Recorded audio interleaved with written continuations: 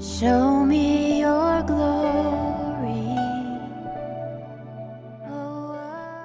오늘 하나님께서 우리에게 주시는 말씀은 마가복음 9장 1절에서 13절입니다. 함께 봉독하시겠습니다. 또 그들에게 이르시되 내가 진실로 너희에게 이르노니 여기 서 있는 사람 중에는 죽기 전에 하나님의 나라가 권능으로 임하는 것을 볼 자들도 있느니라 하시니라. 엿새 후에 예수께서 베드로와 야고보와 요한을 데리시고 따로 높은 산에 올라가셨더니 그들 앞에서 변형되사 그 옷이 광채가 나며 세상에서 빨래하는 자가 그렇게 희게 할 수 없을 만큼 매우 희어졌더라.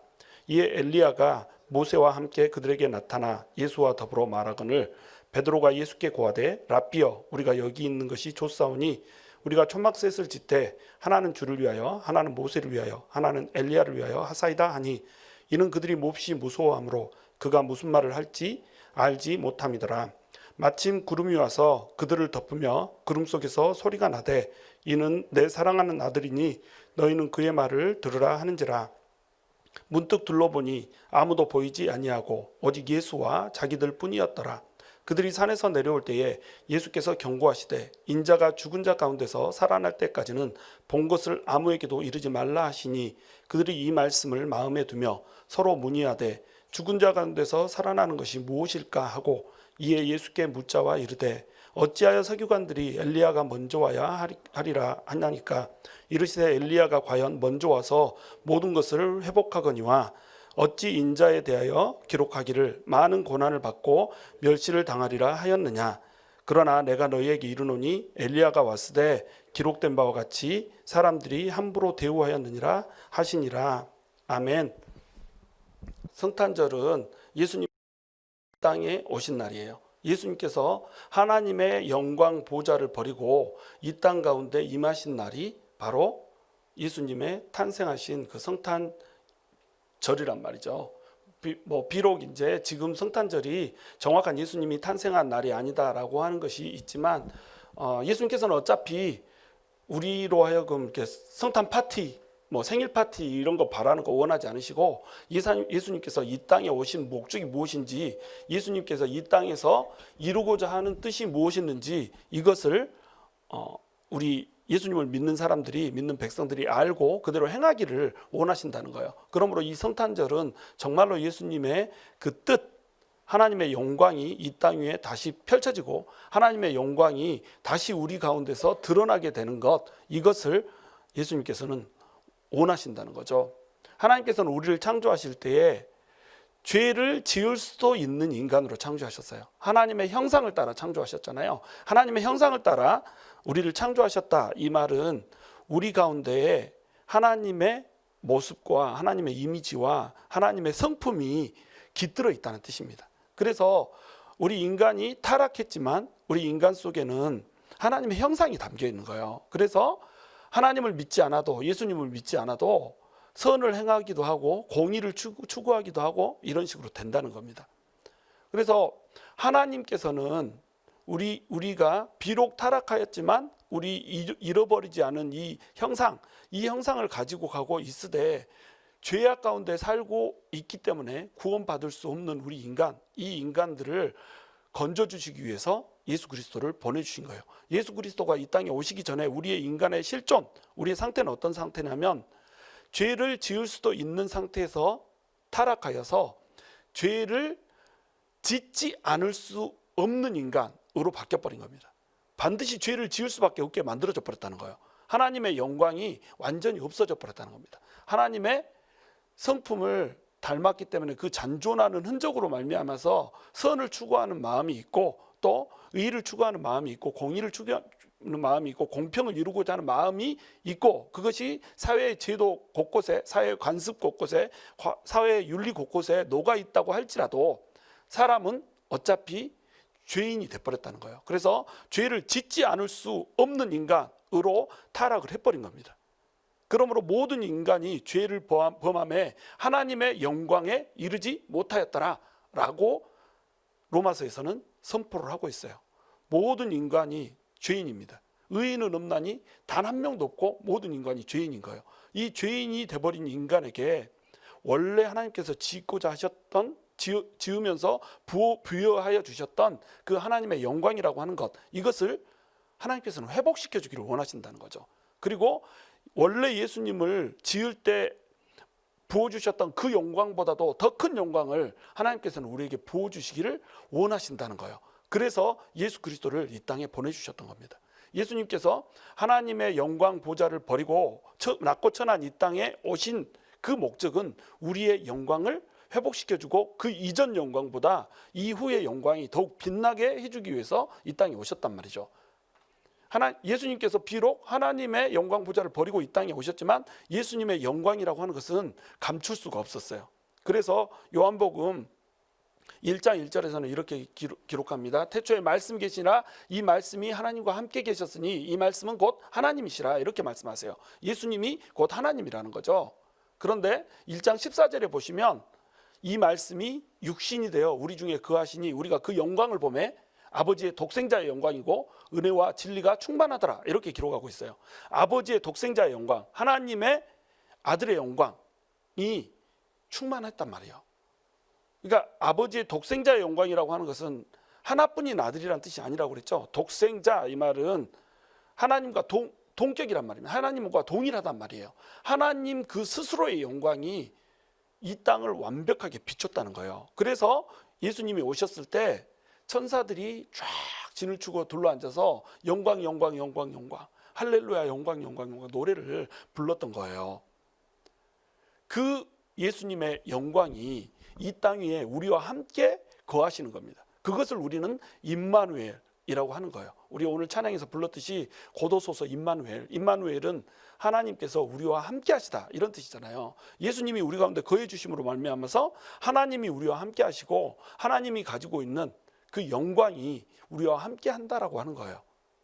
그러므로 우리가 그 영광 가운데 나오면 우리는 이제 영광을 회복할 수 있다는 겁니다. 그래서 예수님을 믿은 인간은 이제 새로운 피조물이 돼요. 새로운 피조물이 돼서 어떤 상태의 인간이 되냐면, 맨 처음에 죄를 지을 수도 있는 인간이 타락하여서 죄를 지을 수밖에 없는 인간으로 되었다면 이제는 죄를 짓지 않을 수도 있는 인간으로 된 겁니다.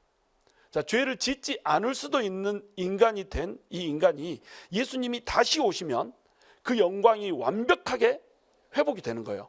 그 하나님께서 우리에게 주시고자 했던 맨 처음 계획하셨던 그 영광이 우리 가운데 완벽하게 구현이 된다는 겁니다. 그러니까 예수님이 다시 오시고 우리가 예수님 안에서 부활을 이루고 나면 우리는 어떤 존재로 돼요? 죄를 짓지 않을 수도 있는 인간이 아니라 이제 죄를 지을 수가 없는 인간이 돼버리는 겁니다. 이 네 단계를 아시겠어요? 맨 처음 죄를 지을 수도 있는 인간, 죄를 지을 수 있는 가능성이 주어졌던 자유의지로 인해서 죄를 지을 수도 있는 가능성이 주어졌던 그 인간이 자유의지를 잘못 발동해서 타락한 인간, 다시 얘기해서 죄를 짓지 않을 수 없는 인간으로 바뀌었다면 이제는 예수 그리스도의 그 영광 때문에 우리가 어떤 인간으로? 죄를 짓지 않을 수도 있는 인간으로 바뀌었다는 거예요. 그러나 이제 예수님께서 다시 재림하실 때 우리는 죄를 지을 수 없는 인간으로 변모되게 될 거라는 거예요. 완벽한 영광을 가지고 하나님 앞에 그 완벽한 영광을 누리면서 살아가는 존재들로 우리가 바뀌게 될 거라는 거예요.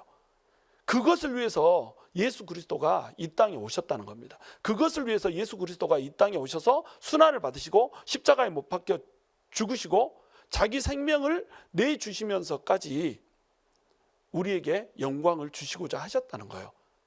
바로 그 모습을 이미지로 딱 보여주는 장면이 바로 오늘 본문인 겁니다. 오늘 본문에 보면 변화산 사건이 이제 그려지고 있잖아요. 변화산이라고 하는 산이 따로 있었던 게 아니고 예수님께서 영광스러운 모습으로 변화되셨기 때문에 그 산의 이름을 변화산 이렇게 불렀어요.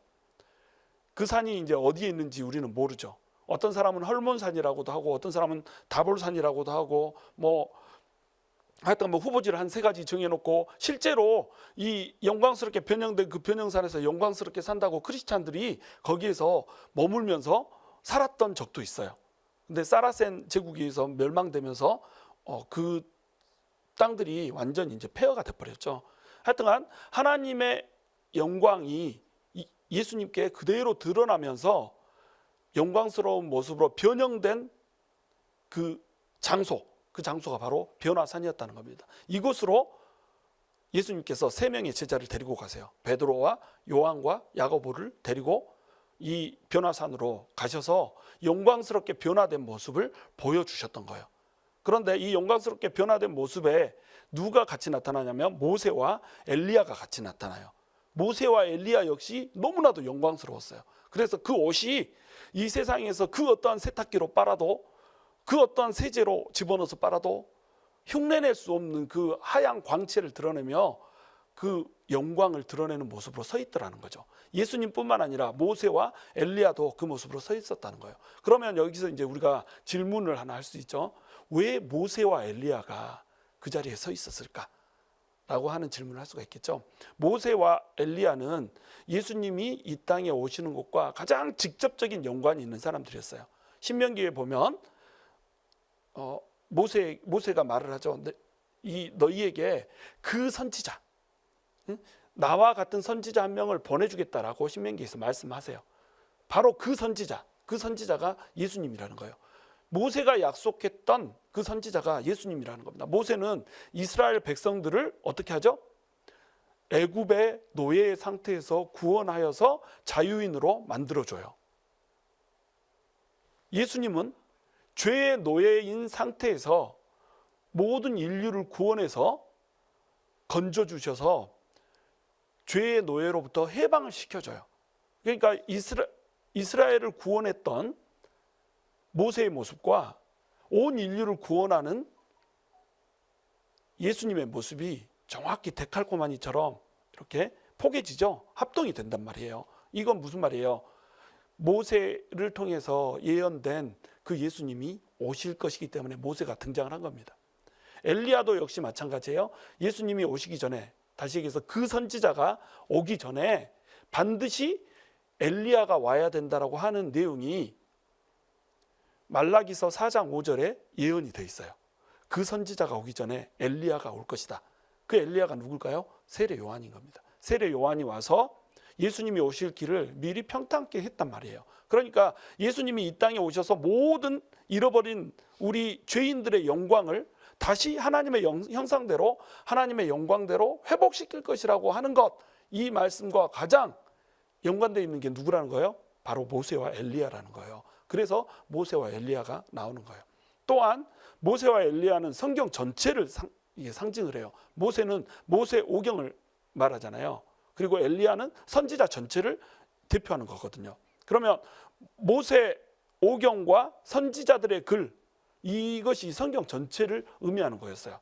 히브리인들은 성경을, 구약 성경을 세 가지로 나눕니다. 모세의 글, 그 다음에 선지자들의 글, 그 다음에 시가서. 이렇게 시가서는 약간 수준이 떨어지는 걸로 봤어요. 그래서 성경 전체를 얘기할 때는 항상 모세의 글과 선지자들의 글, 이렇게 얘기를 했던 겁니다.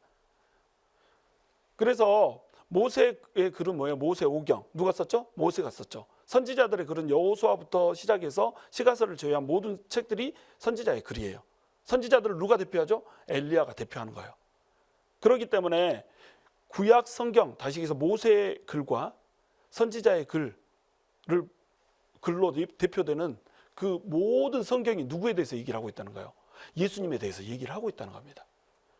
예수님이 맨 처음에 인간이 죄악을 범해서 쫓겨날 때에 여자의 후손이 나와서 뱀의 머리를 꿰 거란 얘기를 하잖아요.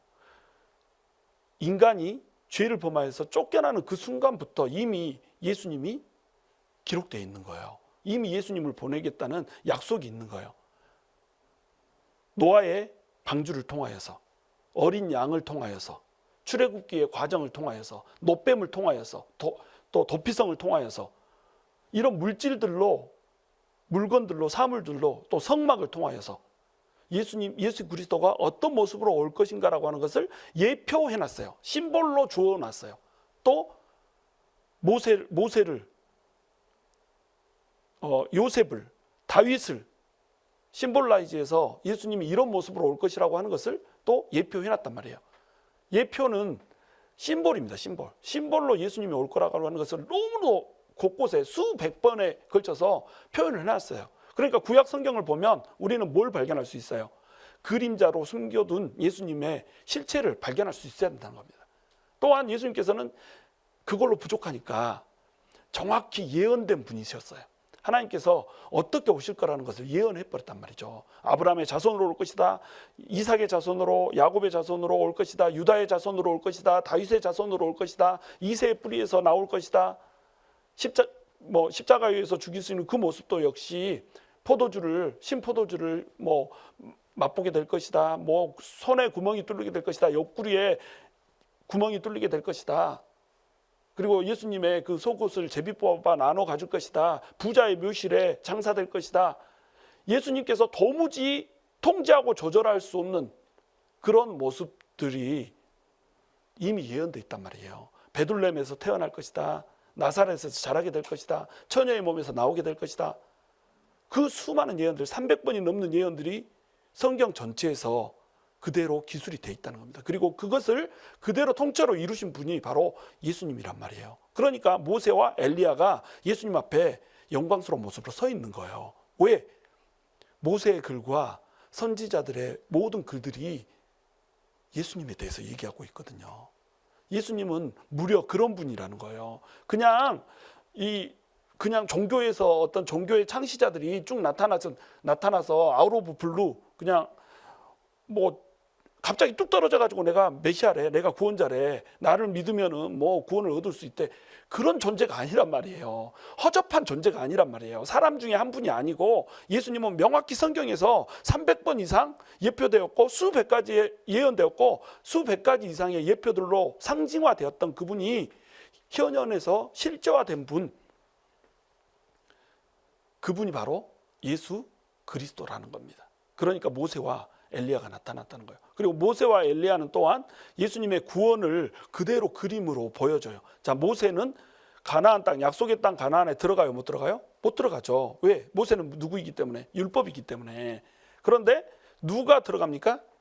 여호수아가 들어가잖아요. 여호수아의 뜻은 뭐라고 그랬죠? 구원이라고 하는 뜻이었죠. 율법으로 들어가지 않고 구원으로 들어간다는 겁니다. 그러니까 모세 이후에 오는 구원을 통해서 들어간다는 거예요. 모세를 통해서는 들어가지 않는다는 거예요. 모세를 통해서 주어진 율법 가지고, 사람의 행위 가지고, 사람의 율법적인 어떤 의 가지고 사람이 결코 구원에 이를 수 없다는 거예요. 구원은 누구를 통해서만, 모세 이후에 오는 사람을 위해서만 주어진다는 거예요. 하나님께서 주시는 구원을 통해서만 사람은 구원을 받을 수 있다는 겁니다. 그래서 여호수아가 가나안 땅에 들어갔던 거예요. 엘리야도 마찬가지예요. 엘리야는 능력의 상징이에요. 엘리야는 권능을 행했잖아요. 근데 엘리야보다 딱 2배 권능을 행한 사람이 있어요. 엘리야가 회리바람에 휩싸여서 하나님에게 올려 들어갈 때, 산채로 들어 올려질 때 그 뒤를 따랐던 사람이 있죠. 누구죠? 엘리샤죠. 엘리샤한테 엘리야가 물어봅니다. 네가 뭘 원해서 이렇게 나를 쫄쫄쫄쫄쫄 따라다니느냐? 이렇게 얘기하니까 엘리샤가 갑절의 영감을 받기를 원하나이다. 이렇게 얘기하잖아요. 그래서 그 갑절의 영감을 구하는 엘리샤에게 엘리야가 네가 겁나게 받기 힘든 것을 원한다잉 이러면서 사투리 주려고 안 했던 것이 아니고 그 말은 했지만 갑절의 영감이 임했던 거예요. 그래서 엘리야가 행했던 기적보다 정확히 2배의 기적을 더 행하는 겁니다. 사람도 살렸고 보리떡 20개와 야채 몇 덩어리 가지고 100명을 먹이는 오병이어 사건과 비슷한 사건을 엘리샤가 행했던 거예요. 자, 그럼 엘리샤의 뜻이 뭐죠? 엘리샤의 뜻은 엘리, 하나님, 샤, 구원, 하나님의 구원이란 뜻이에요. 여호수아가 똑같죠, 이름의 뜻이. 그러니까 엘리샤를 통해서도 하나님의 능력이, 하나님의 권능이 구약시대에 쫙 펼쳐졌지만 결국 구원은 어떻게 이룬다는 거예요? 하나님이 주시는 그 구원 가지고 이룬다는 겁니다. 모세 이후에 올, 엘리야의 이후에 올 그 여호수아로 예표되고 엘리샤로 예표된 그분이 바로 누구라는 거예요? 예수 그리스도라는 겁니다. 그러니까 모세와 엘리야가 그 앞에 서 있는 거예요.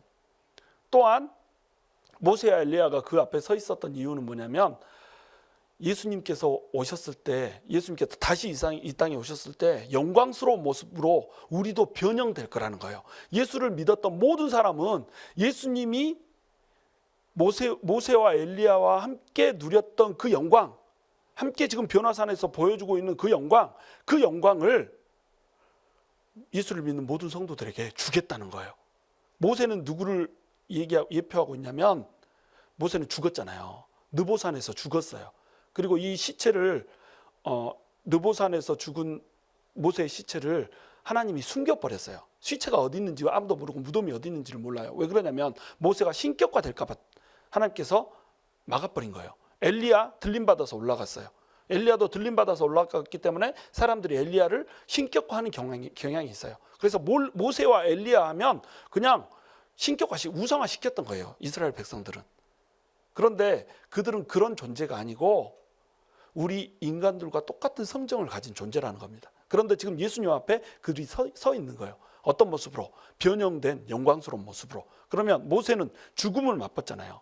죽었던 사람이 지금 다시 예수님 앞에 나타나서 영광스러운 모습으로 서 있죠. 엘리야는 죽음을 맛보지 않고 들림받았죠. 죽음을 맛보지 않은 존재, 그 인간이 예수님 앞에 영광스러운 모습으로 서 있죠.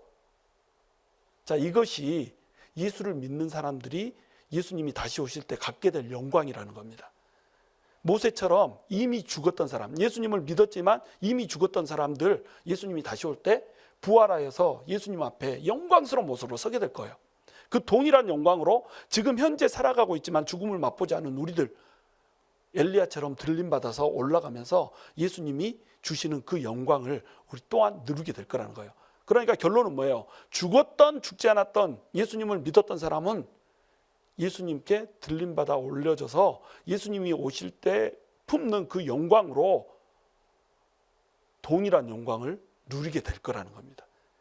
그것이 예수님께서 엘리야와 모세와 함께 서 있었던 의미들이에요. 지금 제가 한 5가지를 쭉 나열했는데 이게 머릿속에 좀 쫙 잡혀야 되는데 그만큼 하나님께서는 우리에게 예수님을 통하여서 영광을 부어주시기를 원한다는 거예요.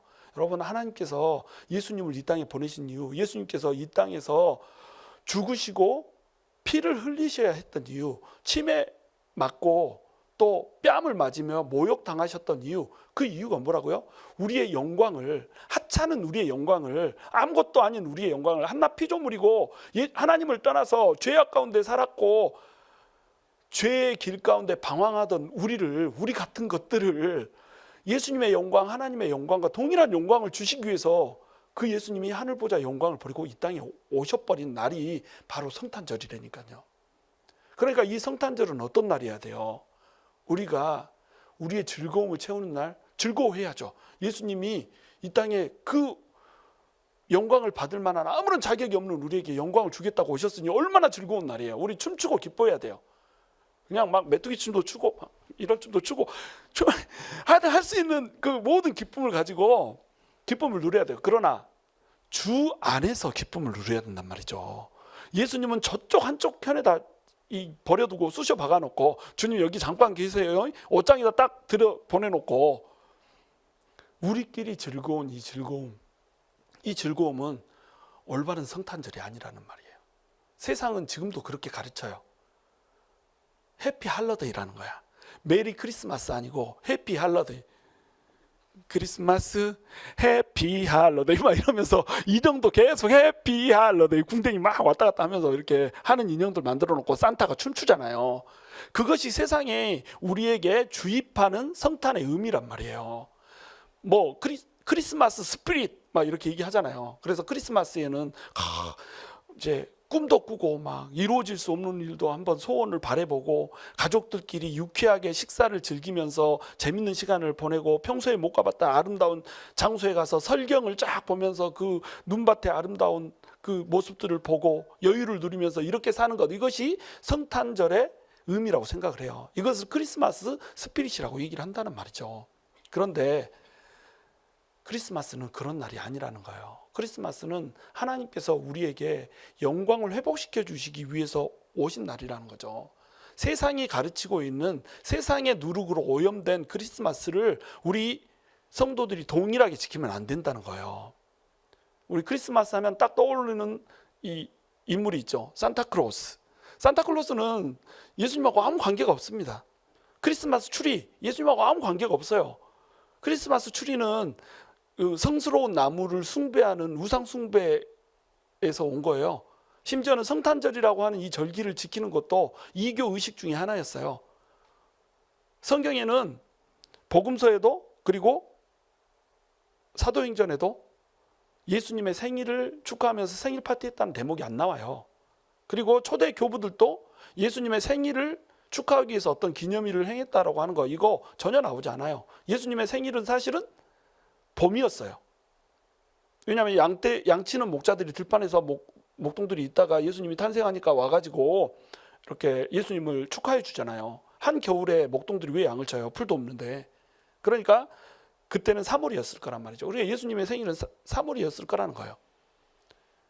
그러니까 이 성탄절이라고 하는 이 날이 예수님의 오신 그 날에 딱 맞춰서 생일 파티를 해드리는 그런 날이 아니란 말이에요. 그렇다고 해서 우리가 12월 25일 크리스마스를 지키지 말아야 되느냐? 그건 아니에요. 왜냐하면 예수님께서는 어차피 우리가 성탄절 생일 파티로 지켜주기 원하시지 않는단 말이에요. 예수님 생일입니다. 축하해요. 생일 축하합니다. 해피 버스데이 지저스 이런 거 하기 원하지 않으신단 말이죠. 예수님은 한 날 정해서 정말로 예수님이 오신 뜻이 무엇인지 그것을 우리 마음속에 기념할 수 있다면 그것으로 족하다는 거예요.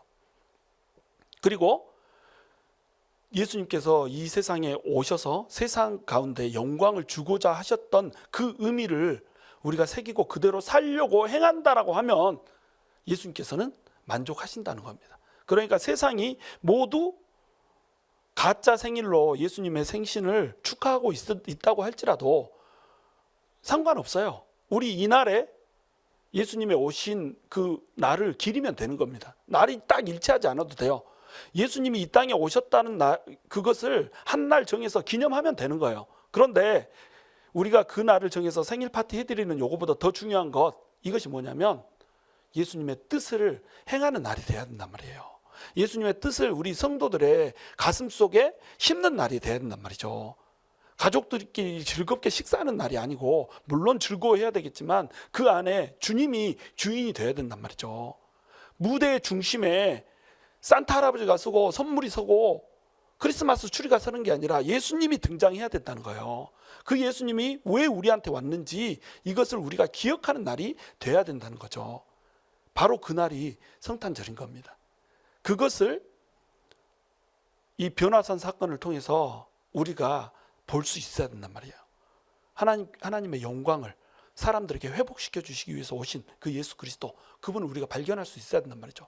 이 모습 가운데 베드로가 이제 환상에 취해가지고 그 황홀감에 취해가지고 이제 말을 합니다. 너무 무서웠어요.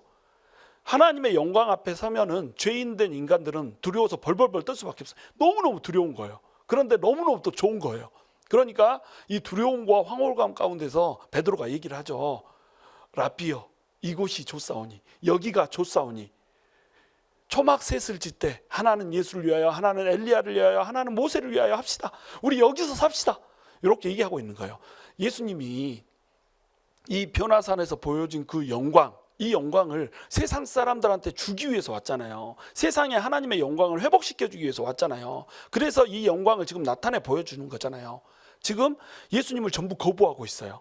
예수님이 이 영광을 주기 위해서 오셨는데 전부 다 표적 하면서 표적만을 바라고 예수님을 무시해요. 예수님을 멸시해요. 전통 하면서 말씀이신 예수님이 육신이 되어서 오신 예수님을 거부해요. 그러니까 예수님께서 이방에 갔다가 이 제자들을 데리고 가데스 바네아까지 오잖아요. 그렇죠? 가데스 바네아에 와서 너희는 나를 누구로 하느냐 이 질문을 하잖아요. 그러니까 베드로가 멋진 고백하잖아요. 주는 그리스도시고 살아계신 하나님의 아들이니다 이 고백하잖아요. 이 고백을 했기 때문에 이 고백 위에 이제 하나님께서 영광을 회복시켜 주겠다 이거예요. 그래서 가데스 바네아 사건 후에 바로 이어지는 게 이 변화산 사건인 거예요. 가데스 바네아에서 그 고백을 듣고 그 고백 위에 내가 세상 가운데 하나님의 영광을 회복시킬 것이다 이것을 보여주는 겁니다. 그래서 변화산에 올라간 거예요. 그 변화산에서 영광스러운 모습으로 이제 보여주면서 너희는 이 영광을 꿈꾸라.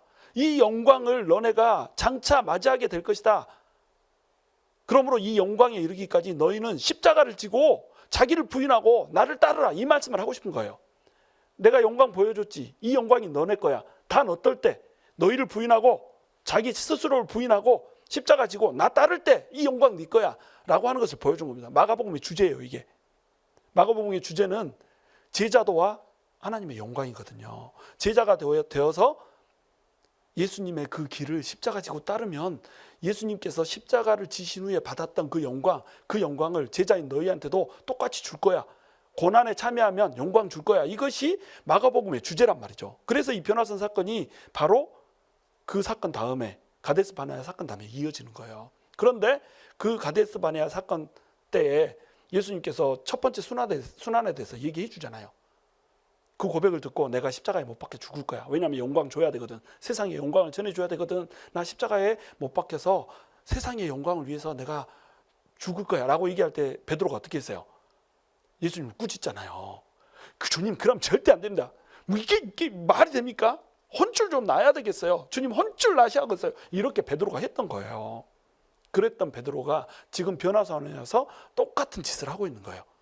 여기가 좋사오니 너무너무 여기가 좋사오니 내려가지 말고 여기서 우리 삽시다. 변화산에서 그냥 삽시다. 이렇게 베드로가 얘기를 했던 거예요. 예수님은 지금 세상 전체에 하나님의 영광을 주고 싶은데 고작 베드로, 요한, 야고보 이 세 명이서 예수님, 모세, 엘리와 이 세 명, 6명이서 거기서 영광 누리고 살자고 그러네. 세상 전체의 영광을 예수님을 꿈꾸는데 내 영광을 꿈꾸고 있는 거예요, 베드로가. 응? 자기 배만 챙겨. 그래, 베드로. 배가 더러워. 하여튼 자기 배만 챙기는 이 베드로. 이것이 바로 우리라는 거예요. 예수님께서는 여기가 좋사오니 이 말씀을 너무 매우 무척 very much 싫어하세요. 너무 싫어하셔. 여기가 좋사오니 컴포트 존 싫어하세요. 예수님을 우리가 믿었으니까 우리 교회에서 우리 교회 성도들끼리 여기가 좋사오니 성도들끼리 너무 사랑하고 그냥 막 맛있는 것도 펑펑 나오고 막 헌금 걷었으면 돈의 절반을 먹는 걸로 막 쓰고 막 이러면서 니나노 릴리리야 하면서 사는 거 너무 좋아요. 여기가 좋사오니 이러고 산단 말이죠. 하나님께서 복 주셔서 돈 많이 벌게 해주고 높은 자리에 올라가게 하면 CEO 되게 하고 대통령 되게 하고 막 군 장성이 되게 하고 그러면 어때요? 니나노 여기가 좋사오니 세상이 너무 좋아 이렇게 산단 말이죠. 근데 여기가 좋사오니 하지 말라는 거예요. 내려가자는 거예요. 뭐 가지고? 변화산에서 보여준 그 영광을 꿈으로 가지고 그날을 바라보면서 내려가자는 거예요. 그리고 지금은 뭐 하자는 거예요? 세상 가운데서 십자가 지자는 거예요. 그러니까 성탄절은 여러분 우리가 즐거워해야 되는 날이에요. 그러면서 동시에 십자가 져야 되는 날인 겁니다. 우리끼리 니나노 하는 날 아니란 말이에요. 노세 젊어서 노세 하는 날 아니란 말이에요. 성탄절은 가장 즐거운 날이면서 동시에 가장 고생해야 되는 날이에요. 성탄절이기 때문에 소외된 사람들, 성탄절이기 때문에 더욱 외로울 사람들, 성탄절이기 때문에 더욱 굶주려야 될 사람들, 그 사람들 찾아서 나서는 겁니다. 그래서 하나님의 그 영광이 세상 가운데 그림 언어로, 그림자로 제시가 되어야 되는 거예요. 그러면서 세상 사람들이 진정한 하나님의 영광, 예수님이 재림하실 때 오게 될 그 하나님의 영광을 꿈꿀 수 있게 해주는 거예요. 하나님 안에 영광이 있는 거구나, 예수 그리스도 안에 영광이 있는 거구나 라고 하는 것을 꿈꿀 수 있게 해줘야 된다는 겁니다. 그것이 성탄절에 우리 크리스찬들이 해야 될 일이란 말이죠. 근데 지금까지 크리스찬들은 어떻게 했어요? 성탄절에 여기가 좋사오니 했단 말이죠. 우리 여기가 좋사오니 초막새 짓고, 초막 짓지 맙시다. 초막새 짓고 여기서 우리끼리 먹고 마시고 즐겁게 하는 그 성탄절 보내지 말잔 말이에요. 찾아 나섭시다. 누가 외로운지, 누가 괴로운지, 누가 배고픈지, 누가 목마른지 고통스러운 그들을 향해서 우리가 찾아 나서야 된다는 겁니다. 그 일환으로 우리 이제 교회에서 올해는 뭐 해년마다 이제 하겠지만 올해는 이제 우리가 규모가 잘 조직이 갖춰지지 않고 막 이러기 때문에 한 곳에 굶주리는 아이들을 위해서 급식을 하는 이곳에 우리가 도네이션도 하고 또 함께 음식을 패킹해서 푸드 드라이브를 하는 이런 사역을 하게 될 거예요.